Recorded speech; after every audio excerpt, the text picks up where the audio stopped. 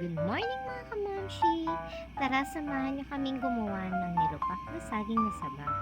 Dito ko nga lang pala yan nalaman sa probinsya ng Mindoro na pwede rin palang gawin ang saging na saba kung wala kayong balinghoy or yung kamoting kahoy. Ayan nga pala yung process kung paano nila ginagawa. Una, pipili kayo ng hilaw na saging at ilalaga ito. After ng pagkalaga, ay isa-isa na itong babalatan. Una nga pala niyang binayo ang balat ng saging sa bayuhan upang malinis ito. Tapos, itapon na yung binayong saging balat ng saging. And next, tuloy-tuloy nga lang pala ang pagbayo hanggang sa madurog itong durog na durog.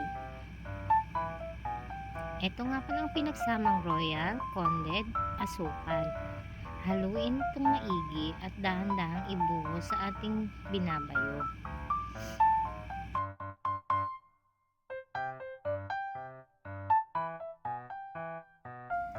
Tuloy-tuloy lang ang pagbayo hanggang sa makuha natin yung consistency na gusto nating ma-achieve. Ayan nga pala, dinagdagan na rin namin ng buko